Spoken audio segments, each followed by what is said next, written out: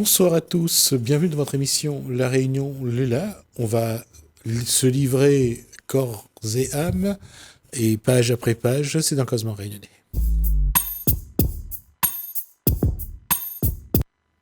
Bonsoir Koussoum Libou.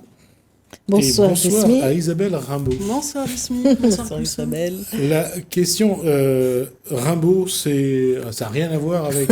Non, on n'a pas du L'acteur. tout de lien de parenté. Parce que lui, il était venu aussi sur l'île de la Réunion, je crois. Ah bon? Je savais Ah, pas. vous me l'apprenez, je ne savais Mon- pas. Arthur Rimbaud Oh. Oui, il était venu avec... Ah, Arthur. Je pensais à un autre. Avec qui vous Je pensiez? sais pas, je pensais à Rambo. Non, Rimbaud. Non, on parle pas de la même chose. On parle de littérature, là. Du poète. Du poète, voilà. Ouais, du poète, ouais. Arthur Rimbaud. Oui, oui, évidemment.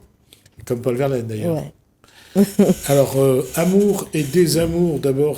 Alors, le premier, c'est lequel? Amour et des amours. Amour et des Donc, amours. le premier ouvrage et le deuxième, Suivi, oui, Au fil de soi. au fil de soi. On doit parler de ces deux ouvrages. Oui, alors ce sont des recueils de poésie parce que Isabelle Rimbaud est une poète. Donc elle a commencé, je l'ai découverte avec Amour et Désamour il y a quelque temps que j'ai aimé. Je suis venue d'ailleurs, j'avais présenté un coup de cœur, ça a été un de mes coups de cœur, des poésies sublimes qui parlent de Merci. soi. Et donc, bon, alors, c'est vrai qu'on ne te connaît pas beaucoup, même après les deux ouvrages. Tu as fait tes études en métropole à Nantes, tu arrives à La Réunion, t'aimes La Réunion. J'ai étudié en Espagne une année aussi. Oui, En fait, j'ai toujours aimé découvrir des territoires différents, des cultures différentes. Et c'est vrai que La Réunion, c'est un berceau de métissage qui est très riche, que j'aime beaucoup. oui. Et donc, je suis à La Réunion depuis 2005. Ah, ouais. Voilà. Il y a une chose dans ce que vous êtes qui peut surprendre, c'est d'aller à la recherche de ce qui font la force de l'être un petit peu. Je vais rester sur la spiritualité, par exemple. Oui. C'est quelque chose qui m'attire aussi. Oui. qui vous parle? Il y a beaucoup de choses qui sont intangibles en fait dans ce qui nous constitue et la spiritualité en fait partie. C'est une façon de voir et d'aborder la vie aussi. C'est une forme de philosophie. Enfin, pour moi, tout est lié Oui. en fait. Façon de vivre, oui. Et Ce qui fait un petit peu la force de ce que vous écrivez, c'est votre regard assez, j'allais dire, authentique. Vous n'essayez pas parfois de fouiller, mais vous jetez un petit peu comme un peintre qui jette la peinture sur son tableau. Les couleurs pour voir, comme ça. voilà, ce qui s'est- oui, j'essaie de retranscrire ce qu'on peut tous ressentir finalement, ce qui constitue l'être humain, peu importe d'où il vient.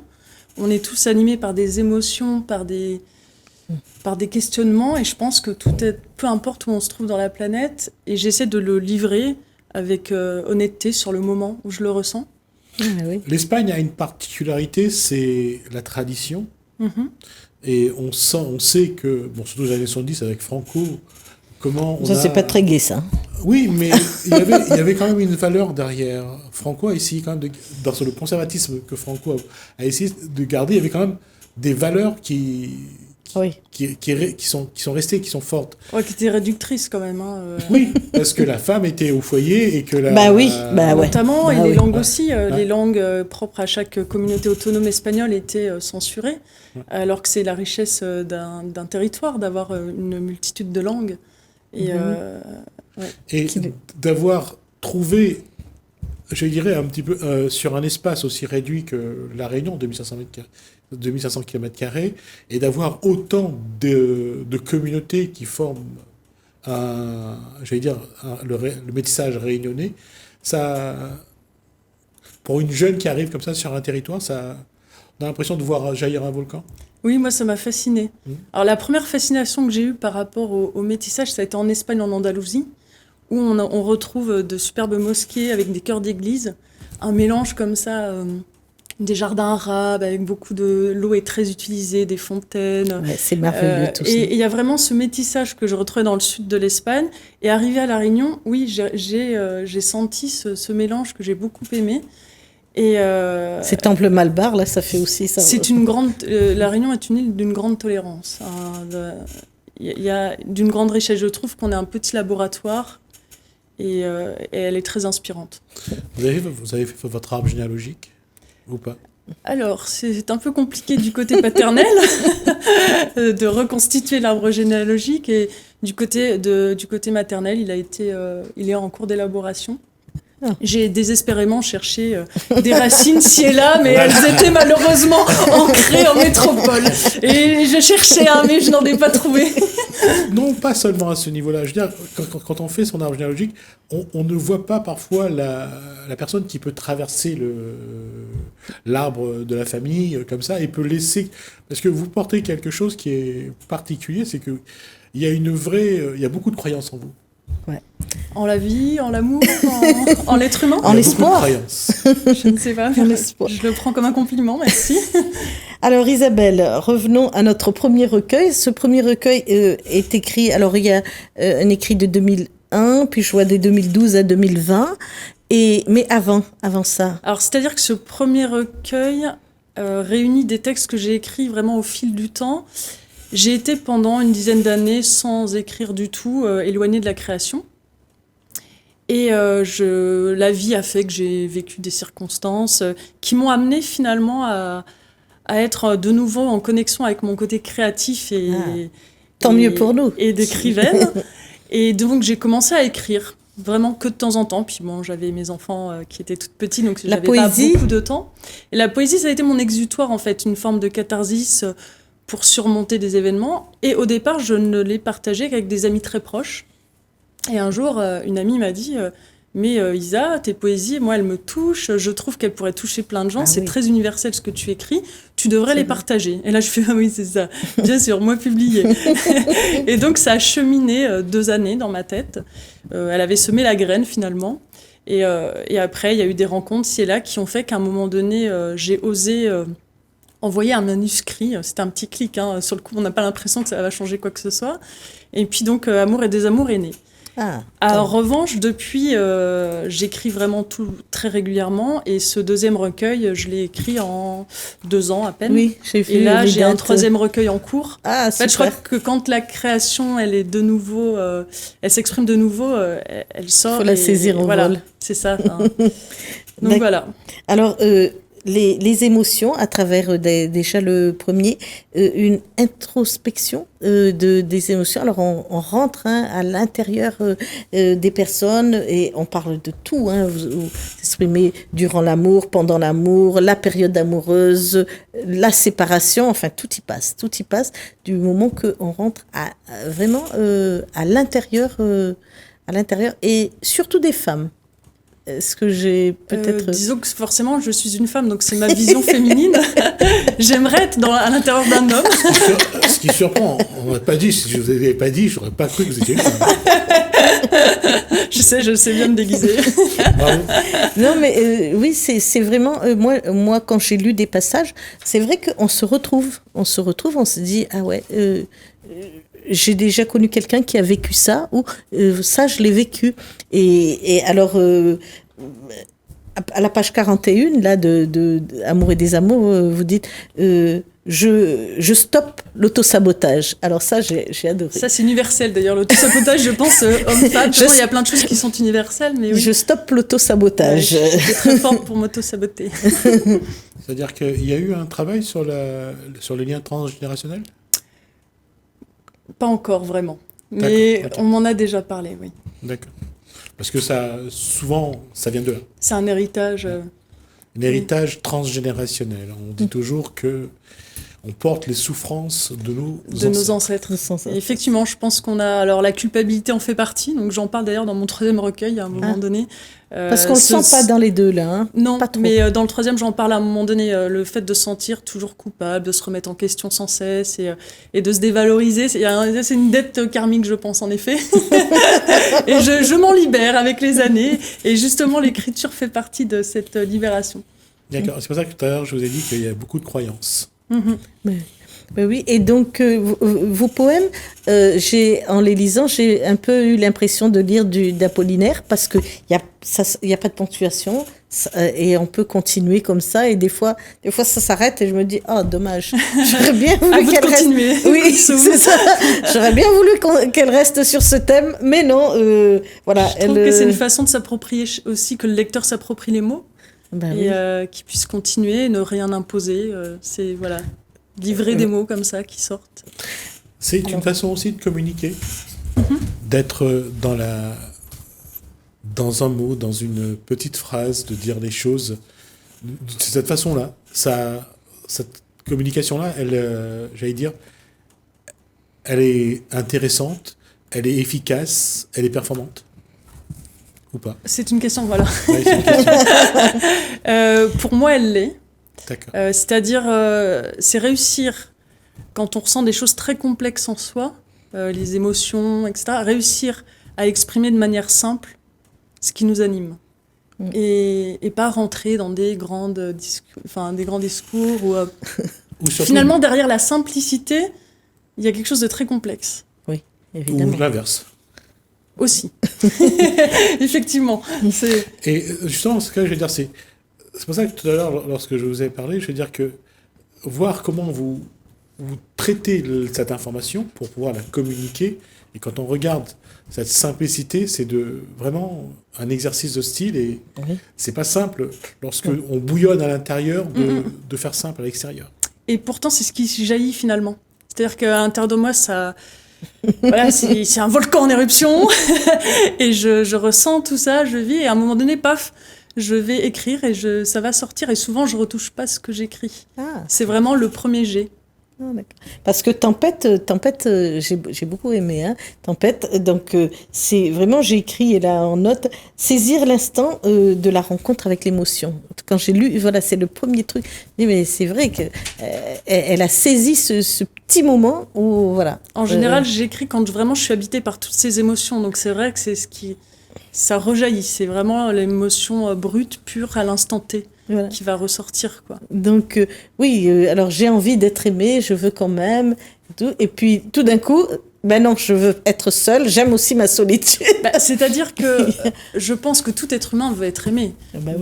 Peu importe ce que l'on fait, on cherche l'amour, finalement. On va aimer un métier, on va aimer une passion, on aime. C'est l'amour qui nous habite, je pense. Et seulement rencontrer... pour une fois, on dit c'est l'amour qui nous habite. On va dire Satan m'habite. Ça change. Ça peut arriver aussi. Ça change. Mais ce que je voulais dire, c'est que finalement, donc, cet amour, on en a tous envie. Maintenant, construire une histoire d'amour durable, c'est quelque chose qui n'est pas forcément évident. Si on ne veut pas se trahir soi-même, ni trahir l'autre. C'est-à-dire qu'aimer une personne, c'est le respecter dans sa totalité, ne pas le freiner et ne pas se freiner soi. Et on peut aimer profondément une personne et à un moment se dire, là, je ne m'y retrouve plus, tu ne t'y retrouves plus, même si on s'aime, c'est mieux de se quitter. Et ce qui n'est pas facile. Oui, mais voilà. Après, je suis une grande amoureuse de la vie, de l'amour des gens. Et oui, moi, j'aime profondément aimer, mais il faut ça passe aussi par le respect de soi et de l'autre, de l'altérité. On voit l'absence de regard complice, l'absence d'attention, de caresses, de douceur, ce coucher de soleil qui rappelle l'urgence d'aimer et d'être aimé. Oui, parce que cette envie, elle est là, elle est profonde, mais c'est pas aimer pour être avec une personne lambda, on va dire. Donc il y a cette envie profonde, et en même temps, la solitude est meilleure. On souffre moins de solitude que de mal être accompagné, enfin. D'être dans une histoire à deux où on s'y retrouve pas. Là, il faut quand même faire attention parce qu'il y a des maladies mentales qui permettent de le faire quand même. Oui, mais bon, je préfère m'en éloigner. C'est ça. Alors, le deuxième recueil est aussi surprenant parce qu'il débute avec donc, cette histoire de colloque. À un moment, je me dis... c'est quoi? C'est un viol? C'est quoi? C'est ça. J'étais... C'est une agression sexuelle. J'étais rentrée dans des émotions folles aussi. Je me dis, alors j'ai relu, je me suis dit, est-ce que tu as bien compris? Si, c'est ça. C'est fort. Et puis, 40 ans, l'âge du bilan. Mais moi, je voudrais dire, mais tout âge, on fait des... Ah oui, c'est sûr. Et souvent, c'est des âges symboliques. Oui, parce que d'abord, on nous a conditionnés à ça. 20 ans, 40, 60... On nous a conditionné à nous dire que, comme la crise de la quarantaine, Oui, la ouais. crise de la cinquantaine, on nous a collé des images qu'on utilise. Il faut bien utiliser quelque chose. Et là, c'est ce que je disais, 40 ans, on fait le bilan, ah non, non, puis finalement, on le fait. On le fait. Et finalement, on se dit que non, mais on le finit par le faire quand même. Oui, Et on le fait pas parce qu'on en a envie.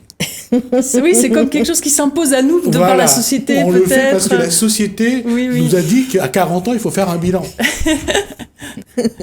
bon, je suis pas encore passée, peut-être alors les 40 ans. Le bilan encore. Nous sommes à encore 18 ans. Ah bah oui, évidemment. Voilà. Et donc, à un moment, j'ai cru comprendre qu'il y avait comme une hymne au célibat. Alors, à un moment, par rapport au premier, hein, je dis par rapport au premier, voilà. Alors, est-ce que c'est parce que ce bilan-là a voulu vous a entraîné dans une voie ou non, du tout. Simplement, je pense que le premier, j'étais dans cette phase de travail sur moi pour me dire, alors voilà, j'ai été tant d'années avec une personne, ça n'a pas fonctionné. Qu'est-ce qui a fait que moi j'ai mis en jeu des choses qui n'ont pas marché? Il y a pas à deux, on est à deux dans une histoire. Ah bah oui. Donc il y a pas à se victimiser. Parfois on est à 3 ou à 4. Alors moi 2 ça m'ira. C'est déjà assez complexe comme ça. On va dire que 2 ça suffit. Mais effectivement il y a plein de déclinaisons possibles. Bon, j'en ai une, ça me suffit amplement. Exactement. Tous les scénarios sont possibles. Exactement. Mais du coup, peut-être que j'étais plus dans cette introspection et puis du désamour. Et puis après, dans cette forme de bien-être avec la solitude, avec qui j'étais, mais avec toujours cette profonde envie d'aimer. Et peut-être c'est parce que j'aborde d'autres thématiques finalement dans Fil de Soie, mais qui m'ont toujours tenu à cœur. Et donc là, on arrive dans la grosse période de la pandémie. Oui. Et là, il y a quand même énormément de poésie qui en parle et qui rentre dans cette solitude, dans le repositionnement de l'être pendant cette pandémie, pardon. Et la poésie, j'ai trouvé que ça amenait une touche comme de mélancolie par moment. Hein? J'étais mélancolique de ne pas voir des personnes parfois. On a besoin de nos 5 sens, de toucher, de voir. Nous sommes des êtres sociaux. Et finalement, cette pandémie nous séparait un peu les uns des autres. Ben oui. Donc peut-être c'est ce qui ressort, je ne sais pas. Et puis vous dites qu'il y a toujours un jardin secret auquel on ne peut pas tout dire. Alors vous dites, ne pas tout dire, ne pas tout confier aux analyses des amis et entre guillemets les amis. Oui, parce qu'on analyse tous avec nos filtres, avec notre histoire, ce qu'on en retire finalement comme enseignement. Et même si on veut être de bons conseils, le meilleur conseil, c'est simplement d'écouter et d'être présent pour ses amis. Après, forcément, on analyse avec nos expériences, donc on a des filtres qui occultent un peu la situation, et seule la personne qui vit la situation peut savoir. Oui. Et puis, oui, quand je dis garder son jardin secret, parce que j'ai beaucoup de mal à le faire. Moi, quand je suis proche de mes amis, je suis quelqu'un qui se livre assez facilement avec les êtres que j'aime. Et du coup, c'est quelque chose que je me disais, allez, il faut que tu gardes ton jardin secret, il faut arriver à ne pas tout dire, à avoir des filtres. Et j'ai beaucoup de mal à ça. Et là, on retrouve la respiration, parce que dans les amours, il y a aussi des histoires de respiration, on est en apnée, voilà, face au moment de joie, comme au moment de jouissance, comme au moment où on est perdu, où on est délaissé. Et à ce moment-là, à la fin de cette pandémie, tout ça, je retrouve la même écriture sur cette respiration qui fait battre un peu cette poésie qui rythme comme ça. Et ça, j'ai vraiment beaucoup aimé cette apnée. Du premier recueil. Je pense que dans le 3e recueil, on va retrouver pas mal d'apnée comme ça avec cette respiration. Alors, rapidement, parce que je vois qu'il commence à regarder l'heure.